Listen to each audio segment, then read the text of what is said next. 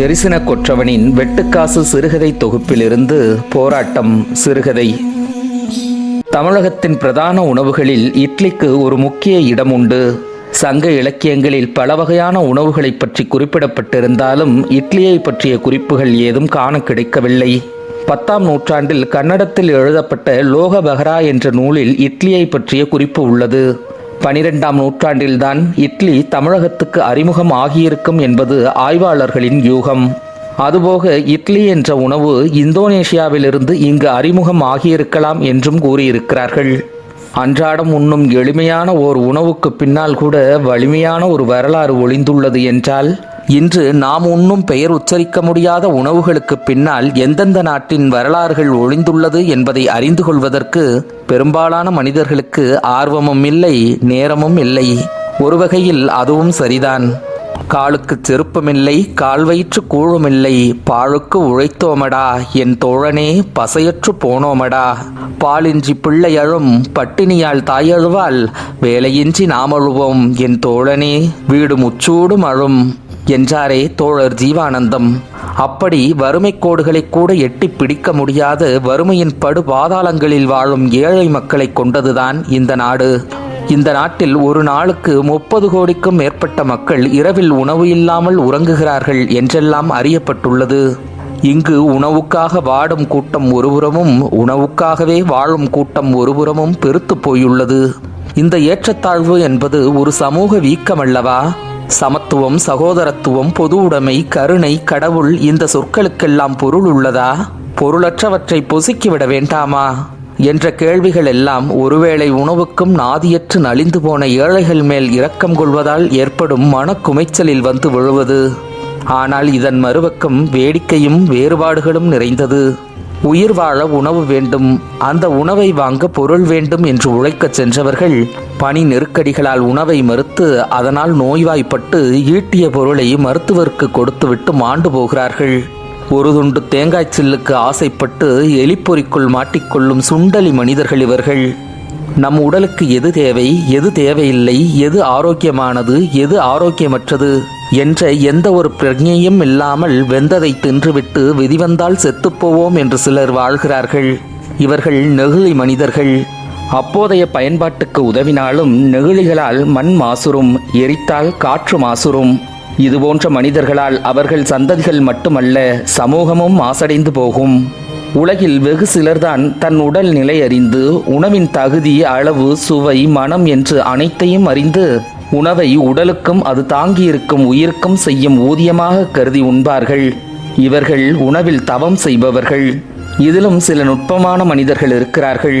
அவர்களுக்கு செய்முறையும் அதில் உள்ள சேர்மானமும் மட்டுமல்ல, ஒவ்வொரு உணவுக்கும் உண்டான வரலாறுகளையும் அறிந்து வைத்திருப்பார்கள். ஒவ்வொரு காய்கறிக்கும் உண்டான பின்புலமெல்லாம் தெரிந்து வைத்திருப்பார்கள். குழம்பு கொதிக்கும் போதே உப்பு குறைச்சல் என்பதை படுக்கை அறையில் படுத்துக்கொண்டே மனமறிந்து சொல்லும் மந்திரவாதிகள் அவர்கள். உணவை எடுத்து வாயில் வைக்கும் போதே அதன் மனமறிந்து உண்ண வேண்டும் என்பதால் தான் வாய்க்கு மேலே மூக்கை வைத்து படைத்தான் இறைவன் என்று புலகாங்கிதப்படுவார்கள். இப்பேற்பட்டவர்கள் பாராட்டுக்குரியவர்கள் என்றாலும் இவர்கள் சுயநலம் மிக்கவர்களாகத்தான் இருப்பார்கள். இந்த தகுதி கொண்ட மனிதன் 1000ல் ஒருவன் மட்டுமே இருக்க வாய்ப்புண்டு. தொண்டி நேனாக்காரன் பேர முத்துநாகு இருக்கானே, அவனும் அந்த 1000ல் ஒருத்தன்தான். முத்துநாகுவின் சின்னம்மா மகன் பெயர் இசக்கிராசு. இசக்கிராசு தன்னுடைய மாமன் மகளான வத்சலாவை காதலித்து திருமணம் செய்து கொண்டான். வத்சலா பிறந்து வளர்ந்ததெல்லாம் தொண்டியில்தான். இசக்கிராசு பிறந்து வளர்ந்தது அரசநகரிப்பட்டினத்தில். அது புதுக்கோட்டை மாவட்டத்தை சார்ந்த ஒரு கடலோர கிராமம். தொண்டியிலிருந்து பாண்டிச்சேரி செல்லும் கிழக்கு கடற்கரை சாலையில் மீமிசல் என்ற ஊருக்கு முந்தைய பேருந்து நிறுத்தம்தான் அந்த ஊர். அந்த வழியாக செல்லும் எல்லா பேருந்துகளும் அரசநகரிப்பட்டினத்தின் பேருந்து நிறுத்தத்தில் நிற்பதில்லை. அதற்கென்று சில எண்கள் கொண்ட பேருந்துகளும் சிற்றுந்துகளும் குறிப்பிட்ட நேரமும் உண்டு. அரசநகரிப்பட்டினம் என்று கூறுவதை காட்டிலும் சேமங்கோட்டை என்றும் சேமங்கோட்டை ரைஸ்மில் நிறுத்தம் என்றுமே பெரும்பாலும் அழைக்கப்படுகிறது. ஊருக்குள் நுழையும் போதே ஓர் அழகான திருக்கோயில். அங்கு வீற்றிருந்து அருள்வாளிக்கிறார் வில்லாயுதமுடைய ஐயனார். சாமி துடியான தெய்வம். சித்ரா பௌர்ணமி என்று கோயில் கொடை. எங்கிருந்துதான் இவ்வளவு கூட்டம் வரும் என்று தெரியாது. நிறைமாத கர்ப்பிணியைப் போல மக்கள் கூட்டத்தால் வயிறு வீங்கி கிடக்கும் ஊர். கடற்கரை மணல் துகள்கள் அனைத்திலும் மனித தடங்கள் பதிந்து கிடக்கும். ஊருக்குள் இஸ்லாமியர்கள் எண்ணிக்கை அதிகம். இருப்பினும் திருவிழாவின் கோலாகலத்தில், வள்ளி திருமண நாடகத்தில், வானளாவிய ராட்டினங்களில், கடை வீதிகளில் என்று எங்கு பார்த்தாலும் முக்காடு போட்ட பெண்களின் தலைகளும் தொப்பி போட்ட ஆண்களின் தலைகளும் தெரியாமல் இருந்ததில்லை. மதத்தை அரசியலாகவும் பணம் குழிக்கும் நிறுவனமாகவும் பார்ப்பவர்களுக்குத்தான் வேறுபாடுகளும் பூசல்களும் வந்து சேர்கிறது. ஒருவருக்கொருவர் உதவிக்கொண்டும் உறவு பேணிக்கொண்டும் வாழும் எளிய மக்கள் அவர்களுக்குள் மதபேதமெல்லாம் பார்ப்பதில்லை. அதுபோக மேலும் ஒரு உண்மை உள்ளது. சாதிவேதம் பார்க்காதவன் எவனும் இல்லை. ஏனென்றால் தனக்கு கீழே ஒருவன் இருக்க வேண்டும் என்ற அதிகார அமைச்சல் அது மரபு வழி கடத்தப்பட்டிருக்கும் போல. வில்லாயுதமுடையார் கோயிலுக்கு இடப்புறம் இருக்கும் ஆலமரத்தடியில் பஞ்சாயத்து நடந்து கொண்டிருந்தது. இசக்கிராசுவுக்கும் அவன் தகப்பன் பொக்கனிக்கும் கடுமையான வாய்த்தகராறு வந்துவிட்டது. இருவரும் பஞ்சாயத்துக்கு அடங்குவதாக இல்லை. இசக்கிராசு பாவமாய் பேசினான். ஐயா பெரியவர்களே, உங்களுக்கு தெரியாதது ஒண்ணுமில்ல. என் பங்குக்கு வர வேண்டிய நிலத்துலதான் இம்புட்டு அரும்பாடுபட்டு வீட்டை கட்டுனேன். அரண்மனை மாதிரி வீட்டை கட்டிவிட்டு ஓஞ்சு உட்காரும் போது நிலமும் உனக்கு இல்லை, வீடும் உனக்கு இல்லைன்னு சொன்னா நான் எங்க போறது? 4 பிள்ளைகளை பத்து வச்சிருக்கேன். மூத்த மக இப்போவோ அப்போவோ வயசுக்கு வந்துருவா அவள் இருக்கு. நாளைக்கு அவளுக்கும் ஒரு நல்லது கெட்டது பார்க்கணும். பிள்ளைக படிப்பு செலவு இருக்குது. வியாபாரத்துக்கு வாங்கின கடங்கண்ணி வேற கிடக்குது. காலு நோவுக்கு கட்டு போடுவேனா, வயிற்று பொழப்புக்கு வழி பண்ணுவேனா, இல்லை இந்த மண்டவழியத்தான் பார்ப்பேனா? நான் ஓஞ்சு போயிட்டேன் ஐயா, ஓஞ்சு போயிட்டேன். பெரியவங்க நீங்க தான் இதை பைசல் பண்ணி விடணும். பஞ்சாயத்தை உச்சு கொட்டி இறக்கப்பட்டு நிற்குது எசக்கிராசை பார்த்து. பொக்கனிக்கு பொசுக்குன்னு கோபம் வந்துருச்சு. ஊருக்குள்ள அவர் எம்புட்டு பஞ்சாயத்து பண்ணி வச்சிருப்பாரு. அவர் வித்த மகனே அவர் மேல பிராது கொடுத்து இப்படி பஞ்சாயத்துல நிறுத்தினதுல அவருக்கு கோபம் இருக்குமா இருக்காதா? வெறி பிடிச்சிருச்சு மனுஷனுக்கு. பெத்த புள்ளன்னு பார்க்கல, பொது இடம்னு பார்க்கல, வாயில வந்த மேனிக்கு வார்த்தைகளை கொட்டி விட்டாரு. அட வேஸ்டாமோனே, என்னடா நல்லவன் மாதிரி வேஷம் போடுறியா? உன்னோட சேர்த்து நானும் தான்டா 4 புள்ள பெத்தேன். உன்ன மாதிரி அப்பனாத்தா சேர்த்து வச்ச சொத்துக்கு நாக்க தொங்க போட்டுக்கிட்டு நாய் மாதிரி அலையல. காலில் நெகம் முளைச்ச காலத்துல இருந்து காக்கா குருவி சுள்ளி பொறுக்கி கூடு கட்டின மாதிரி வம்பாடு விட்டு சொத்து சேர்த்து வச்சேன். கூட பிறந்த பொம்பளை பிள்ளைகளுக்கு ஒன்றும் கொடுக்க கூடாது, எல்லாத்தையும் அள்ளி உன் வாயிலேயே போட்டுக்கணும்னு நினைக்கிறியே? நீ எல்லாம் ஒரு ஆம்பளையாடா, பொட்ட வேசாமோனே. இப்போ எசக்கிக்கு முகம் கருத்து போச்சு, பேச்சு துணி மாறி போச்சு. விரும்பின விளையாட்டு சாமான நின்ற நிலைக்கு வாங்கித்தானு வீம்பு பிடிக்குமா இல்லையா சின்ன பிள்ளைக? அந்த மாதிரி. ஆனா அதுலயே முத்துன வீட்டுமையில பேசுறான் எசக்கி. இங்க பாருங்க பெரிய மனுஷங்களா, அந்த ஆளை அளவா பேச சொல்லுங்க, அர்த்தம் தெரிஞ்சு பேச சொல்லுங்க. மல்லாக்க படுத்துக்கிட்டு எச்ச துப்புனா நம்ம மூஞ்சுதான் நாரி போகுங்கிறத நினப்புல வச்சுக்கிட்டு பேச சொல்லுங்க. பஞ்சாயத்துல உட்கார்ந்துருந்த பெரியாம்பளை வெறச்சுப்பி நாயக்கருக்கு பொசுக்குன்னு கோபம் வந்துருச்சு. தொண்டையை செருமிக்கிட்டு கட்டு செட்டா பேசுறாரு. எப்பா எசக்கி, பஞ்சாயத்துல வந்து பிராது கொடுத்ததை மட்டும்தான் பேசணும். எப்படி பேசணும்னு பெரியவர்களுக்கு பாடமெல்லாம் எடுக்கக்கூடாது. 2 வார்த்தை கூட குறைய போச்சுன்னா அதையே பிடிச்சி தொங்கிக்கிட்டு இருப்பிய. வீடு நிலத்துக்கு பஞ்சாயத்து பண்ண வந்தமா, இல்ல கெட்ட வார்த்தை யாரு பேசுனான்னு பஞ்சாயத்து பண்ண வந்தமா? வந்த செய்தியை மட்டும் பேசப்பா. நாங்கள்லாம் சும்மா வேலையத்து போய் விரலை சூப்பிக்கிட்டு உட்கார்ந்துருக்கமா? சிலர் பேசும்போது உன்னிப்பா கேட்டு பார்த்தா தெரியும், ஏதாவது ஒரு வார்த்தையை திரும்ப திரும்ப சொல்லிக்கிட்டே இருப்பாங்க. சிலர் ஒவ்வொரு வாக்கியம் முடியவும் வந்தும்பா, அது வந்து அப்ப வந்து அதுல வந்து. ஆத்தாடி, 10 நிமிஷம் அவன் பேச்சை கேட்டுக்கிட்டு இருந்தா நமக்கு அந்து போகும் அந்து. இதைத்தான் ஊத்த பதம்னு சொல்றது. ஒத்த சொல்லையே போட்டு உருட்டி தேய்க்கும் போது அந்த சொல்லையை எடுத்து அவங்களுக்கு பட்ட பேரா வச்சிருவாங்க. அப்படி வச்ச பேரு தான் வெறச்சுப்பி நாயக்கருங்கிற பேரும். ஆனா அவருக்கு தாய் தகப்பன் வச்ச பேரு ரொம்ப அழகான அம்சமான பேரு. அதை சொல்லுவாங்க ஊருக்குள்ள. ஆனா அதெல்லாம் யாருக்கு நினப்புல நின்னுச்சு? சுத்தி வளைக்காம விஷயத்துக்கு வந்துட்டான் எசக்கி. நான் சொல்றது முக்காலும் சத்தியம். அந்த வில்லாயுதமுடைய ஐயனார் மேல ஆணை. 18-20 வருஷத்துக்கு முன்னாலேயே சிங்கப்பூர்ல சொந்தமா ஹோட்டல் வச்சு நடத்தினேன். 1 மாசத்துக்கு 3-4 முறை பணம் அனுப்புவேன். பெத்த தகப்பன் ஏமாத்த மாட்டாருன்னு முழுசா நம்புனேன். என்னோட 6 வருஷ உழைப்பு அப்போதைய மதிப்புக்கு 70-80 லட்சமாவது இருக்கும். அந்த காசுல தான் பொம்பளை பிள்ளைகளுக்கு நல்லது கெட்டது, ஆத்தா அப்பனுக்கு மருத்துவம், இவர் எடுத்து நடத்துகிற ரால் பண்ண ஏலம்னு எம்புட்டோ கதை நடந்திருக்கு. என் கூட பிறந்த 2 பொம்பளை பிள்ளைகளும் இவருக்கு சம்பாரிச்சு கொடுக்கல. இவரோட கடைசி மகன் இப்பதான் படிச்சுப்புட்டு 20,000 சம்பளம் வாங்குறான். அவன் சம்பாரிச்சு 1 ரூபாயாவது இவருக்கு கொடுத்துருக்காரான்னு கேளுங்க. நான் கட்டுன அந்த வீட்டோட ஒவ்வொரு செங்கல்லையும் என்னோட வேர்வையும் ரத்தமும் கலந்துருக்கு. பெத்த தகப்பனுக்கு பெருமையா இருக்கட்டுமேனு வீட்டை கட்டி அவர் பேர்ல பத்திரம் போட்டு அந்த ஆளு கையில கொடுத்தேன். இப்ப வெறுங்கையோட நிக்கிறேன். என் பொண்ணுக்கு சடங்கு கல்யாணம்னு நடத்தும் போது அதை என்னோட சொந்த வீட்டில் வச்சு தான் நடத்தணும்னு ஆசைப்பட்டேன். என்னோட ஆசையை எல்லாம் நிராசையா ஆக்கிர வேணாம்னு பெரியவங்க நீங்க தான் அவர்கிட்ட எடுத்து சொல்லணும். இந்த வீட்டை மட்டும் என் பேர்ல எழுதி கொடுத்துட சொல்லுங்க. நான் வேற ஒன்றும் கேட்கல. பெரியவங்க பேசி ஒரு நல்ல முடிவு சொல்லுங்க. மற்றபடி பஞ்சாயத்துக்கு நான் பாத்தியப்படுறேன். பஞ்சாயத்தில் உட்கார்ந்துருந்த பெருசுக அவங்க இருதயத்தை இரும்பு முக்காலி போட்டு இருத்தித்தான் வச்சிருந்தாங்க. எசக்கி பேசின பேச்சுக்கு இரும்பே இழகி போகும். இருதயம் என்ன ஆகும்? முழுங்கவும் முடியாம கக்கவும் முடியாம திருன்னு முழிக்கிறாங்க பஞ்சாயத்து பெருசுக. மனுஷனா பிறந்த ஒவ்வொருத்தனுக்கும் அவனவனுக்குன்னு ஒரு நியாயம் இருக்கா இல்லையா? எல்லாருக்கும் ஒன்று மட்டுமே நியாயமா பட்டுச்சுன்னா மனத்தாபம் எதுக்கு, வாய் தகராறு எதுக்கு, வம்பு சண்டை எதுக்கு, பஞ்சாயத்து எதுக்கு, கோர்ட்டு கேஸ் எதுக்கு? பொக்கனி பொசுக்குன்னு எந்திரிச்சாரு. அவரோட தாடி மீச தலைமுடி மாதிரியே வெள்ளை வெள்ளேன்னு கட்டி இருந்த வேட்டியை மடிச்சு கட்டினாரு. உரத்த உறுதியான குரல்ல வெடிச்சு பேசுறாரு. இந்த ஊருக்குள்ள என்ன பத்தியும் நான் பொழைச்ச பொழப்பு பத்தியும் எல்லாருக்கும் தெரியும். நான் மற்றவங்களுக்கு பாடம் எடுக்க அவசியம் இல்லை. நான் என்னட்ட இருக்கிறத கொடுத்துருக்கிறேன். என்கிட்ட இல்லாட்டா எங்காவது கடன்பட்டாவது கொடுத்துருக்கிறேன். அடுத்தவன் காசுக்கு நான் ஒரு காலம் ஆசைப்பட்டதில்லை. இப்படித்தான் நான் இன்னைக்கு வர வாழ்ந்துகிட்டு இருக்கேன். இது என்ன தெரிஞ்ச எல்லாருக்கும் தெரியும். ஊருக்கே பஞ்சாயத்து பண்ணி வச்சேனா இன்னைக்கு எல்லார் முன்னாடியும் தலை குனிஞ்சு நிக்கிறேன். பையனை பெத்தேன்னு நினைச்சேன். ஆனா அது பாம்பா வந்து பிறந்து இப்ப படம் எடுத்து ஆடுது. இருக்கட்டும், அது என்னோட விதி. அதுக்கும் பஞ்சாயத்துக்கும் சம்பந்தம் இல்லை. இப்ப சொல்றேன், தெளிவா கேட்டுக்குங்க.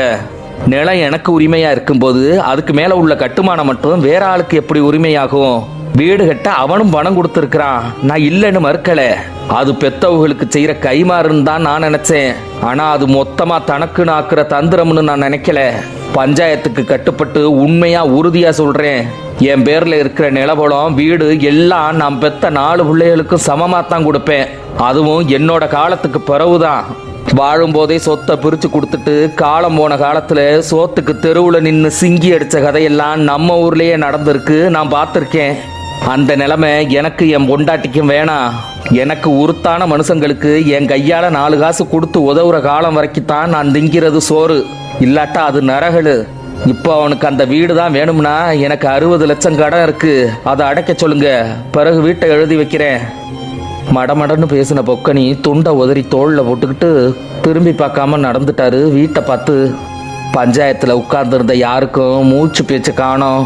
பொக்கனி பஞ்சாயத்தை மதிக்காமல் போனது அவங்க யாருக்கும் தப்பாக கூட தெரியல. பொக்கனி மாதிரி ஒரு நல்ல மனுஷனை உலகத்தில் பார்க்க முடியாது.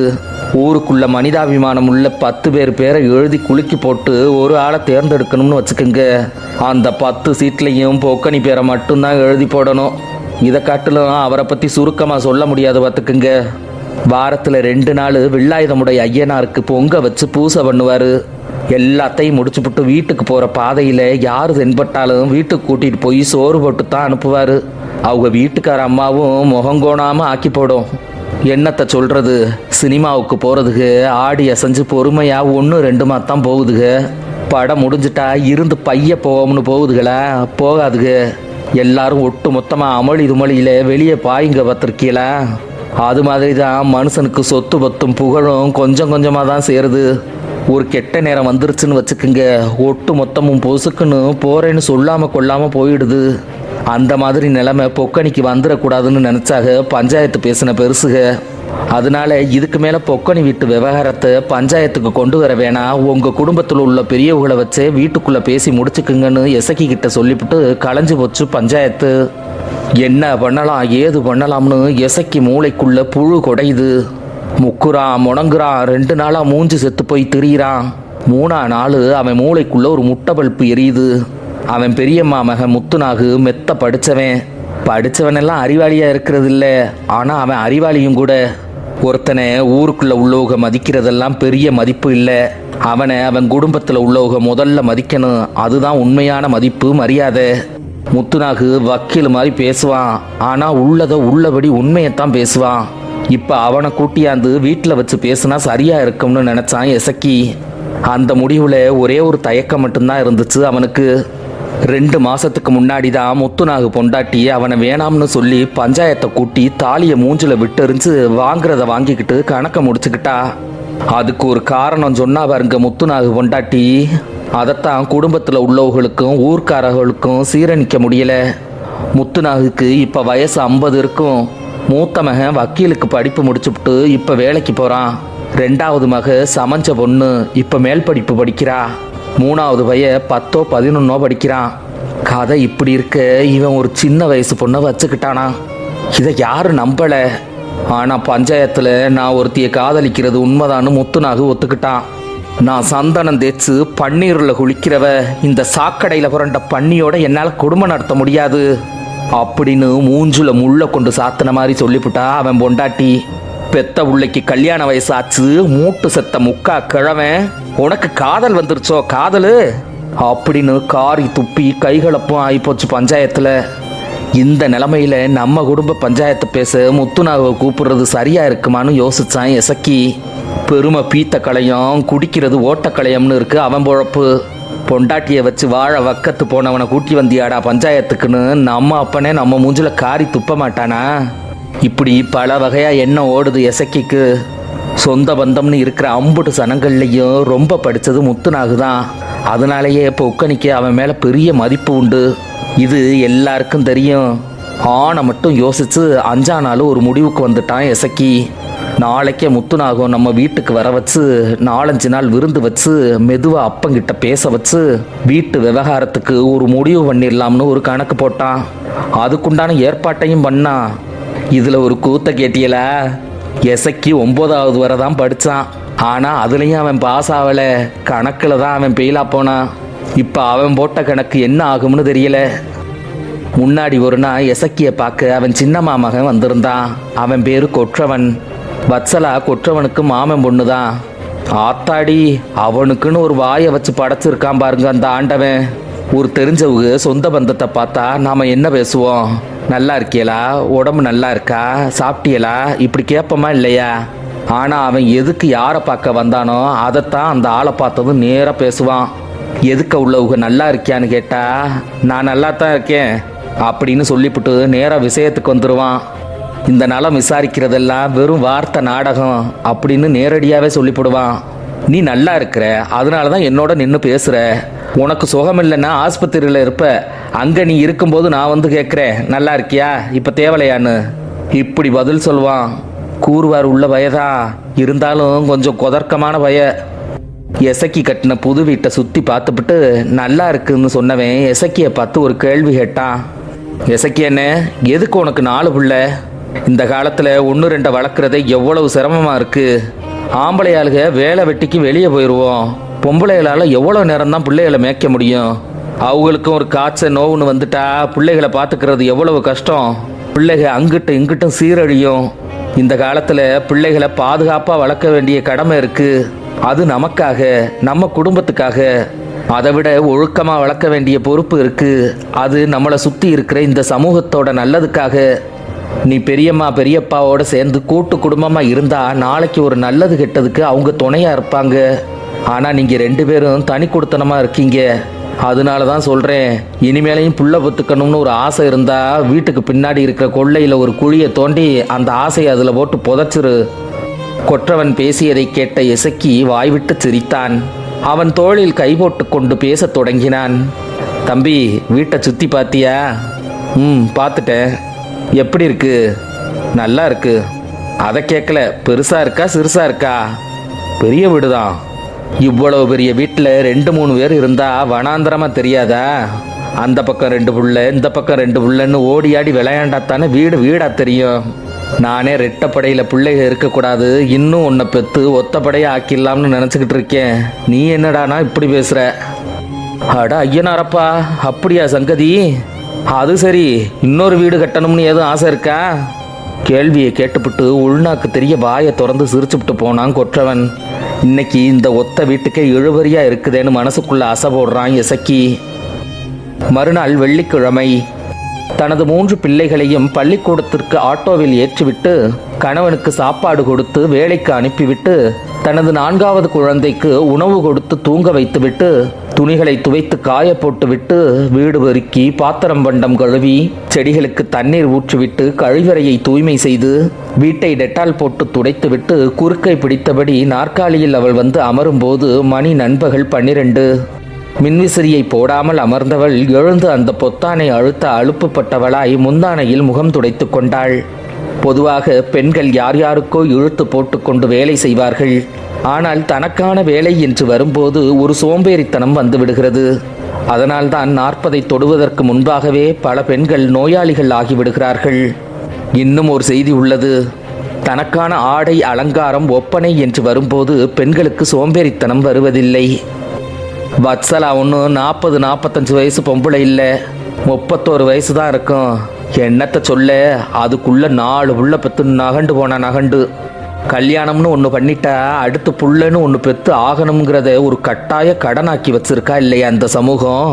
அதுக்காக புள்ள ஒன்றுக்கு ஒன்று துணையாக இருக்கட்டுமேன்னு 2வது புள்ள ஆனது ஆச்சு களைச்சிட வேணாம்னு 3வது புள்ள 2 பையன் 1 பொண்ணுன்னு ஆயிப்போச்சு. பையனுக்கு துணையாக பையன் இருக்கான், பொண்ணுக்கு துணையாக ஒரு பொண்ணு இருந்தால் நல்லா இருக்குமேன்னு 4வது புள்ள. புதுச்சீலையை வாங்கி பீரோவில் அடுக்கிற மாதிரி பிள்ளைகளை பற்றி அடுக்கிப்பட்டா அடுக்கி. பாவம் 4வது உள்ள பிறக்கும்போது அவள் பொழைக்க மாட்டான்னு தான் எல்லாரும் நினச்சாங்க. எப்படியோ அந்த வில்லாயுதமுடைய ஐயனார் தான் காப்பாற்றி தாயையும் பிள்ளையும் ஒன்று சேர்த்தாரு. சதுரத்தை போட்டு சம்பட்டியாக வேலை செஞ்சவ இப்போ சதுரமெல்லாம் நோயை வாங்கிக்கிட்டு சருகா கிடக்கிறா. சர்க்கரை, இரத்த கொதிப்பு, தைராய்டுன்னு பல நோயும் குடி கொண்டுருச்சு அவள் உடம்புல. இதோடத்தான் 4 பிள்ளைகளை வச்சுக்கிட்டு போராடுறா. நாக்காளியில் உட்கார்ந்தா உட்கார முடியல, மெத்தையில் போய் படுத்து பார்த்தா படுக்கவும் முடியல. உடம்பெல்லாம் வலி, ஆளும் பேருமா சேர்ந்து அடிச்சு போட்ட மாதிரி ஒரு வலி. இனிமே கொண்டு உனக்கு நான் உதவ மாட்டேன்னு மறுத்து நிற்கிது குறுக்கு. வேற ஒரு பொம்பளையா இருந்தா உடம்பு வலிக்குன்னு உள்ள ஒரு மாத்திரையை போட்டுவிட்டு கொஞ்ச நேரம் படுத்து எந்திரிப்பா. இவளுக்கு அதுவும் முடியாது. ஏற்கனவே உடம்பெல்லாம் நோய். ஒரு வேளைக்கு மட்டும் 10 மாத்திரை போடுவா. அந்த கருமம் பிடிச்ச மாத்திரைகள் ஒவ்வொன்றும் ஒரு நேரம். அம்மா நமக்கு தெரியாம கலர் கலராக ஜெம்ஸ் முட்டாய் திங்குதுன்னு மாத்திரையை பிடுங்க ஈசல் படம் வந்து மொக்கிற மாதிரி ஆத்தால முக்கியதுக பெத்த பிள்ளைக. இது இந்த லட்சணத்தில் இருக்க குறுக்கு வலிக்குன்னு ஒரு மாத்திரையை போட்டு அதனால ஒரு நோய் வந்து அதுக்கு ஒரு பண்டுதம் பார்த்து அதுக்கு 2 மாத்திரையை போட்டா வெண்டு விரிஞ்சு போகும் அவள் பொழைக்கிற பொழப்பு. சரி, மருந்து சோறு செஞ்சு திம்போம், இந்த குறுக்கு வலிக்கு அதுதான் சரியான மருந்து அப்படின்னு நினச்சிக்கிட்டு கை 2ஐயும் குறுக்கில் அண்டை கொடுத்த மேனிக்கு பைய எந்திரிச்சு அடுப்படிக்கு போறா. மாராய கொக்கு மரம் வெட்ட போச்சான், கோரை தட்டி விட்டு குடலந்து போச்சான் அப்படின்னு ஒரு சுளவடைய தனக்குத்தானே சொல்லிக்கிட்டா. ஏன் சொன்னா, எதுக்கு சொன்னா, எதை பொருத்தி பார்த்து சொன்னான்னு யாருக்கும் தெரியாது. ஒரு ரகசியம் சொல்லணும்னா அது அவளுக்கே தெரியாது. யாராவது ஏதாவது சொல்லி அதை அவள் காதில் வாங்கினா இப்படித்தான் தனியாக இருக்கும்போது அதை சொல்லி சொல்லி பார்க்குறது அவளுக்கு பழக்கம். அதுதான் அவளோட வழக்கம். மருந்து சோறு செய்கிறது ஒன்றும் அவுரியமான வித்தை இல்லை. இருந்தாலும் அதுக்கு ஒரு மன ஓர்மை இருக்கணும். நாம் திங்கிற எல்லா உணவுமே மருந்து தான். ஏன்னா பசிங்கிறது மனுஷனுக்கு ஒரு நோயா இல்லையா? அதை அப்போதைக்கு தீக்குதா இல்லையா நாம் திங்கிற உணவு? அதனால உணவுங்கிறதும் மனுஷனுக்கு மருந்து தான். ஆனாலும் மருந்து சோறுங்கிறது பசியை மட்டும் போக்காது, வலியையும் போக்கும். அடுப்பில் மஞ்சட்டி வச்சு ஓராளுக்கானதாக இருந்தாலும் நிறைய நல்லெண்ணெய் விட்டு 1/4 கிலோவுக்கு நெருக்கமாக சின்ன வெங்காயத்தை வெட்டி போட்டு மையா வதக்கி 3 நாட்டுக்கோழி முட்டையை உடைச்சி ஊற்றி கொஞ்சமாக உப்பு போட்டு கிண்டி விடணும். அதுக்கு பிறகுதான் இருக்குது மருந்து சேர்மானம். சாலியான்னு ஒரு பொருள் இருக்கும். சீரகம் சிறுத்து போன மாதிரி செந்நிறமாக இருக்கும். அதில் 2 பங்கு எடுத்துக்கணும். அடுத்து சதகுப்பன்னு ஒரு மருந்து சாமான் இருக்கும். பொதுவாக சாலியாவும் சதகுப்பையும் நாட்டு மருந்து கடையில் மட்டும்தான் கிடைக்கும். சீரகத்தை சுத்தியை கொண்டு அடித்து சப்பட்டையாக்கி விட்டால் எப்படி இருக்கும், அப்படித்தான் இருக்கும் சதகுப்பை. அது பேருக்கு ஏற்ற மாதிரி கொஞ்சம் குப்பையாகத்தான் இருக்கும். அதை கொஞ்சம் புடைச்சி 1 பங்கு எடுத்துக்கணும். சதகுப்பைக்குன்னு ஒரு மனம் இருக்கே, கொஞ்சமாக எடுத்து சட்டையில் தேய்ச்சிக்கலாமான்னு தோணும் சிலருக்கு. அந்த மனம் எல்லாருக்கும் பிடிக்கும்னு உறுதி சொல்ல முடியாது.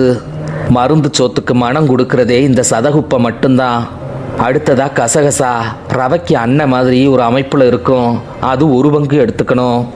இந்த 3ஐயும் வறுக்காம தண்ணி சேர்க்காம பொடியாக அரைச்சி வச்சுக்கிட்டு தேங்காயில் 1/2 மூடிய துருவி அரைச்சி அதில் உள்ள தலப்பாலை மட்டும் எடுத்த பாலில் அரைச்சி வச்ச மருந்தை 2 கரண்டி மட்டும் சேர்த்து அடுப்பில் இருக்கிற வெங்காயம் முட்டைக்கு மேலே ஊற்றி கிண்டி விட்டு கொஞ்ச நேரம் மூடி வைக்கணும்.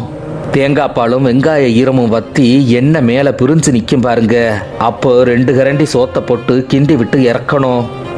பொதுவாக அந்த ஊர் பக்கமெல்லாம் சோத்துல உப்பு போட்டு தான் வடிக்கிறது வழக்கம். ஓடி ஆடி உழைக்கிற சனங்களுக்கு அதுதான் பழக்கம். வெயில் படாமல் தொந்தி விளக்குற கூட்டம்தான் சாதம் சாப்பிடும் போதாவது கொஞ்சம் வேலை பார்ப்போம்னு உப்பை தனியாக வச்சுக்கிட்டு சாதத்தில் தூவி தூவி தின்னும். இறக்கி வச்ச சோத்தை தட்டில் போட்டுக்கிட்டு எண்ணெய் சொட்ட அவதியாக அள்ளி முழுங்குறா வச்சலா. சுருக்குன்னு இருக்கட்டுமேனு எலுமிச்சங்கா ஊறுகாயும் எடைக்கு எடை நக்கிக்கிறா. தின்னு முடிச்சவ தட்டை பிறகு கழுவிக்கலாம்னு கையை மட்டும் சவுக்காரத்தை போட்டு கழுவி விட்டு ஏப்பம் வர்றதுக்குள்ள படுக்கை இறக்கி போயிட்டா.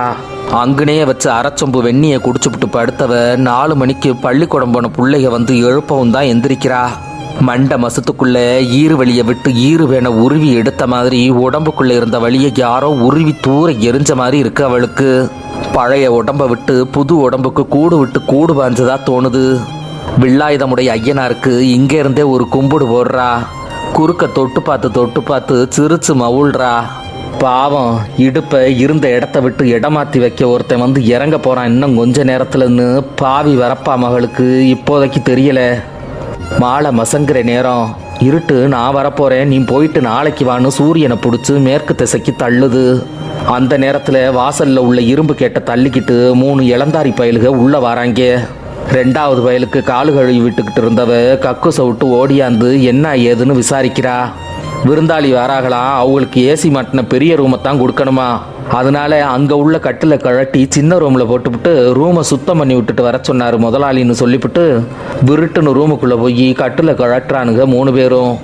முத்துநாகு வரப்போகிற செய்தி வத்சலாவுக்கு முன்னாடியே தெரியும். இருந்தாலும் திடுதுப்புன்னு இன்னைக்கே வருவான்னு அவள் எதிர்பார்க்கல. முத்துநாகு கட்டிலில் படுக்க மாட்டான், அது மாதிரி ஏசி இல்லாமலும் படுக்க மாட்டான். அதுக்கு தான் இந்த ஏற்பாடு.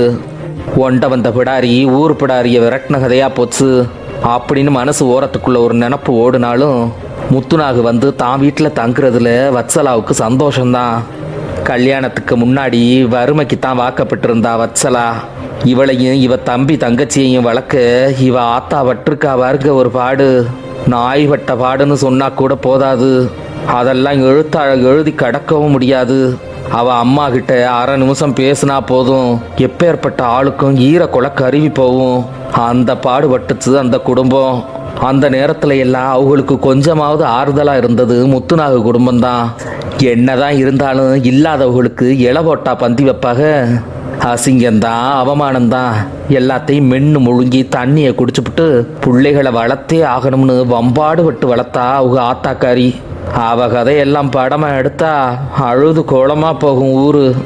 அந்த நிலைமையில இருந்தவ இன்னைக்கு வீடு வீடு நிறைஞ்ச சாமானுக நகை நட்டு நிலபுலம்னு நல்ல வசதியா இருக்காளா இல்லையா? அன்னைக்கு ஆதரவு கொடுத்தவங்க இன்னைக்கு வீடு தேடி விருந்தாளியா வரும்போது அவ நிலைமையை நினைச்சு அவளுக்கே பெருமையா இருக்குமா இருக்காதா? அதுதான் இப்படி இருப்பு கொள்ளாம பவுசு கொண்டாடுற பறவைச்சுழி பிடிச்சவ. கிராமங்களில் வாழ்கிற மக்களுக்கு இயற்கையாகவே ஒரு ஒழுக்கம் இருக்கு. அவங்களோட வாழ்க்கையை சூரியனோட சம்மந்தப்படுத்திக்கிட்டவங்க. காலையில் சூரியன் கிழக்க கசக்கி கண்ணை முழிக்கிறத தான் கண் கொண்டு பார்த்துருவான் ஒவ்வொரு கிராமத்தானும். அவன் சூரியனை விட சுறுசுறுப்பானவன். சூரியன் ஓஞ்ச பிறகுதான் அவன் ஓய்வான். நாகரிகம்ங்கிற பேரில் நகரத்தில் உள்ள அடுக்குமாடி சமாதிகளுக்குள்ளே வாழ்ந்துக்கிட்டு விடிய விடிய படம் பார்த்துப்புட்டு காலை 10 மணி வெயில் குண்டியை சுடுற வரைக்கும் குப்பரப்படுத்து கிடக்கிற அநாகரிகமெல்லாம் இந்த மாதிரியான கிராமங்களில் இல்லை. 6 மணிக்கெல்லாம் ஆடு மாடுகளை தொழுவத்துலையும் கோழி குருமானுகளை கூட்டிலையும் போட்டு அடைச்சிப்புட்டு 8-9 மணிக்குள்ளே உள்ளதை தின்னுபிட்டு கதவை அடைச்சிக்கிட்டு தூங்கி போகும் ஊர். அதுக்கு பிறகு கடலை சத்தமும் காற்றுல இலை அசைகிற சத்தமும் திருநாய்க விடுற ஊழச்சத்தமும் தான் கேட்கும். கூடுதலாக கேட்டால் சாவுக்கு தவங்க கிடக்கிற கழடுகட்டையை அணத்துற சத்தமும் தவமிருந்து பெற்ற பச்சை பிள்ளைக பாலுக்கு அழுவுற சத்தமும் கேட்டாலும் கேட்கும். வெளியே சொல்ல வெக்கப்படுற செய்தியை கூட சுருக்கா முடிச்சுப்புட்டு பொசுக்குன்னு படுத்து தூங்கிடுவாங்க. கிராமத்தில் பெரியவங்க ஒரு தூக்க கணக்கு சொல்லுவாங்க. நடிச்சாம 12 மணிக்குள்ள தூங்குற தூக்கத்தை 2 மணி நேரமாக கணக்கு வச்சுக்கணுமா? இப்படி சொன்னா புரியாது. இப்போ ராத்திரி 9 மணிலேருந்து 12 மணி வரை 3 மணி நேரம் கணக்காகுதா? அதை 2 மடங்காக கணக்கு பண்ணா 6 மணி நேரம் ஆகுது. அதுக்கு பிறகு தூங்குறது எல்லாம் 1 மணி நேர கணக்கு தானா? இப்போ 9 மணிக்கு தூங்கி 4 மணிக்கு எந்திரிச்சா 10 மணி நேரம் தூங்கின கணக்காகுதா இல்லையா? இந்த மாதிரி தூங்கி எந்திரிச்சு பழகுனா உடம்புல அசதியே இருக்காதான். நாள் முழுக்க சுறுசுறுப்பாக இருக்குமா? இதெல்லாம் அந்த காலத்தில் பெரியவங்க சொல்கிற செய்தி தான். இப்போவும் பெரியவங்க சொல்லத்தான் செய்கிறாங்க. எந்த பைய கேட்குறான்? கேட்க மாட்டான். அவன் தான் கிழவியை விட பெரிய படிப்பெல்லாம் படிச்சிட்டான்ல. இந்தா ஒரு வாடகை காரில் வந்து இறங்கிட்டான், பெரிய படிப்பெல்லாம் படித்தவன். மணி இப்போ 8:30 தொட போகிறோம்னு கடியார முள்ளுக ஒன்னோட ஒன்று போட்டி போட்டு ஓடுதுக. பிள்ளைகளுக்கு சாப்பிட கொடுத்து தூங்க போட்டுக்கிட்டு இருந்த வத்சலா கார் சத்தம் கேட்கவும் எந்திரிச்சு கதவை திறந்து பார்க்குறா. மண்டை நிறைச்சாலும் மாப்பிள்ளை தோரணை மாறாம வீட்டு வாசல்ல வந்து இறங்குறான் முத்துநாகு. அவன் ஓங்குதாங்கான உசரமெல்லாம் இல்லை, அளவெடுத்து வளர்த்த மாதிரி ஒரு வளர்த்தி. நிறமுன்னா நிறம், அப்படி ஒரு நிறம். ஊருக்குள்ள உள்ள பாய்மார்க பிள்ளைக கூட தோத்து போகும், அப்படி ஒரு ரோசாப்பு நிறம். உதட்ட பார்த்தீங்கன்னா கிளிச்சொண்டு இருக்குமே, கிளிச்சொண்டு, அப்படி ஒரு சிவப்பு. கண் பார்வை கொஞ்சம் பழுதான கிழவிக வாயில ரத்தம் வர மாதிரி இருக்கேன்னு கேட்டிருக்கு அவன் உதட்ட பார்த்து. மூச்சு பயிற்சி, யோகாசனம், நடப்பயிற்சின்னு உடம்ப கட்டுக்கோப்பா வச்சிருக்கிற ஆளு. ஓனாய் மாதிரி உருவி விட்ட வயிறு, சினிமா நடிகர் மாதிரி அகண்ட மாறு. உள்ளதை சொல்லணும்னா ஆம்பளைக்கு ஆம்பளை ஆசைப்படுற அழகான ஆம்பளை அவன். மண்டை முடி, தாடி, மீசையெல்லாம் பாதிக்கு பாதி நிறச்சி போயிருக்கு பாருங்க. அதுக்கு மட்டும் கருப்பு மை அடித்தா இன்னும் 2 கல்யாணம் பண்ணலாம் அவனுக்கு. இவன் ஒருத்தியை வச்சிருந்தாங்கிறது பொய்யாத்தான் இருக்கும். எத்தனை பேரை வச்சிருந்தானோ கடவுளுக்கு தான் வெளிச்சம். கருப்பு கலர் பனியனும் வெள்ளைச்சாரமும் போட்டு காரை விட்டு இறங்கி வீட்டை அளக்குறான் கண்ணால. வயசானாலும் உன் அழகும் ஸ்டைலும் இன்னும் உன்னை விட்டு போகலை அப்படின்னு தலைவர் படத்துல வருமே ஒரு வசனம், அது இவனுக்கு தான் பொருந்தும்னு பிரமிச்சு போய் நிற்கிறா வத்சலா.